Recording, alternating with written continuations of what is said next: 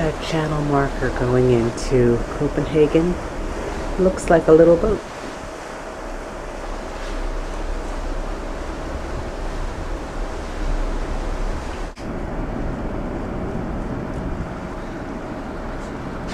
Guess we're ready. Here we are docking at the port of Copenhagen.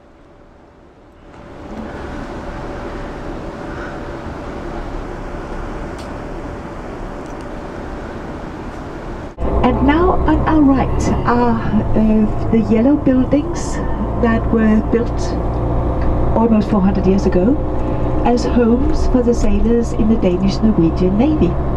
And still today you have to be a member of the Danish Navy to get an apartment in the yellow buildings here.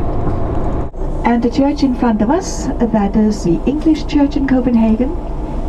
It's called St. Albans. It's an Anglican church.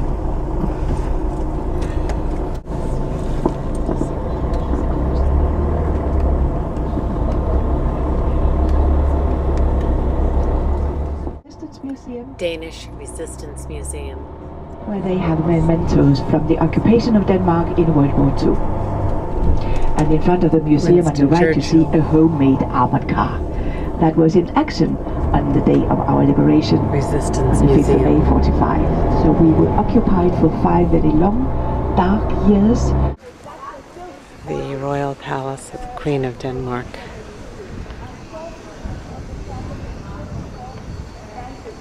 Winter residence.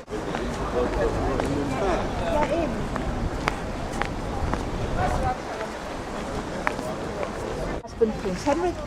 They have 2 sons. The Crown Prince Frederick and his wife and children will have that building over there as their home when it's finished. It's being refurbished for them right now. The youngest prince and his family have an apartment in the mansion over there at the other side of the square at the top. But the youngest prince is a farmer and normally lives on his farm in Jutland, close to the border to Germany. But he has many official duties in Copenhagen, and when he is here, he uses his apartment, of course. Then we have a museum on the ground floor and the reception rooms on the main floor. And the 4th building is the official guest house of the royal family. So that's the setup here. The church in the background is called the Marble Church, but the official name is the Frederick's Church. And it was named, and this whole quarter of Copenhagen was named Frederick City after the statue of the king in the middle of the square, King Frederick V. He was king of Denmark and Norway in 1440.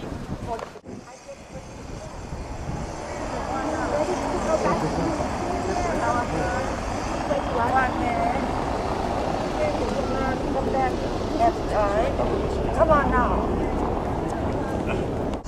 That's an exhibition of design of objects that are meant to improve life.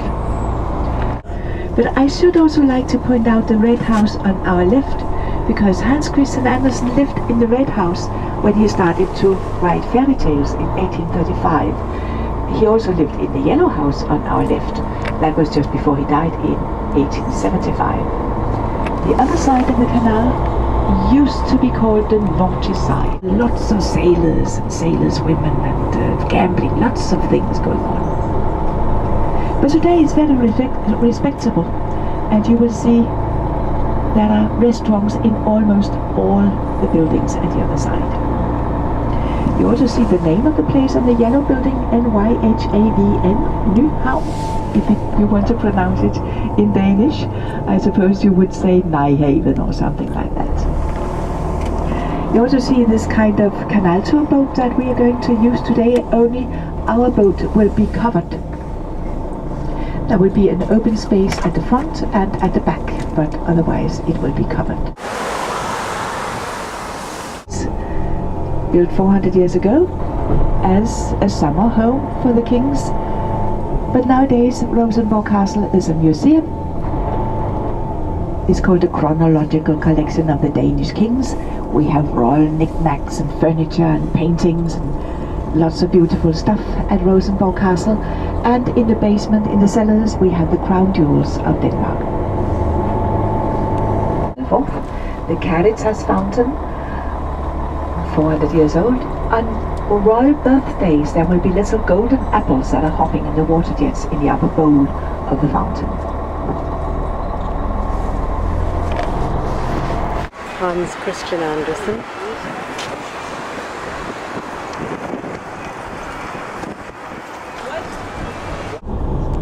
We are going to cross the Hans Christian Andersen Boulevard. Our fairy tale writer Hans Christian Andersen, he was not born here in Copenhagen, but he came to Copenhagen when he was 14 years old. He wanted to become a famous actor at the Royal Theatre. Well, he wrote in his memoirs that he was too ugly to become an actor. His feet were too big to become a dancer. And his singing voice wasn't good, he couldn't sing. But then finally he started to write, and he became a famous writer. And we are rather a windy country.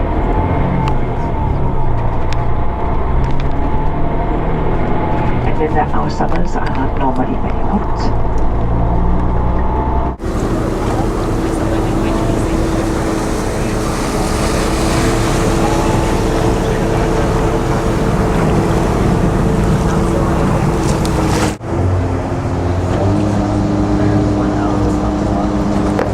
Bishop Absalom.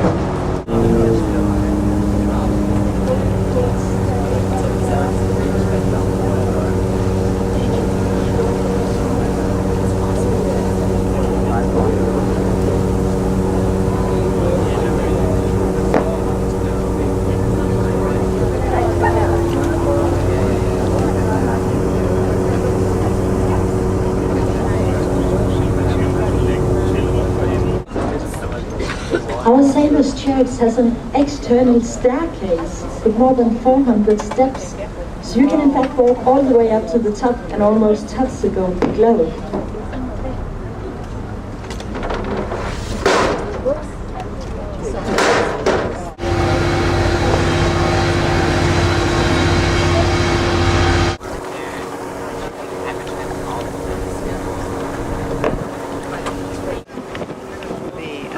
Copenhagen Opera House.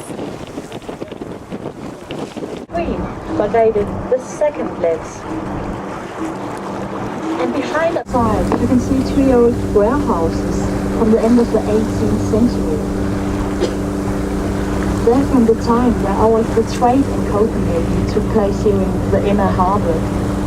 But today the two first warehouses has been converted into new apartments, and the last one is a sculpture museum. And in front of the museum you can see a copy of Michelangelo's David.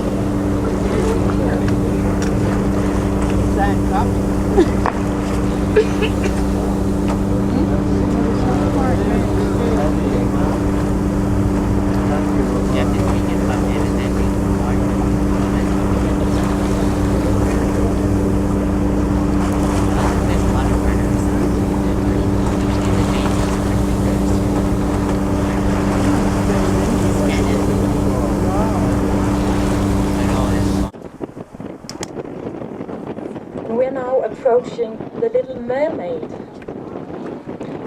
The Little Mermaid has been sitting here at Langelinie since 1930, and she was made by the Danish sculptor Edvard Eriksen. The Little Mermaid has gone through quite a lot through the years, and she has had her head sawn off twice. The first time was in 1964, and the police has never succeeded in finding the heads nor the perpetrators. And therefore today, her neck has been filled up with concrete to prevent it from happening again. And actually, soon the Little Mermaid is going to China, to the World Exhibition. But only for some months, and then we'll have her return. And then we'll have some Chinese art in return out here. So that's going to be interesting.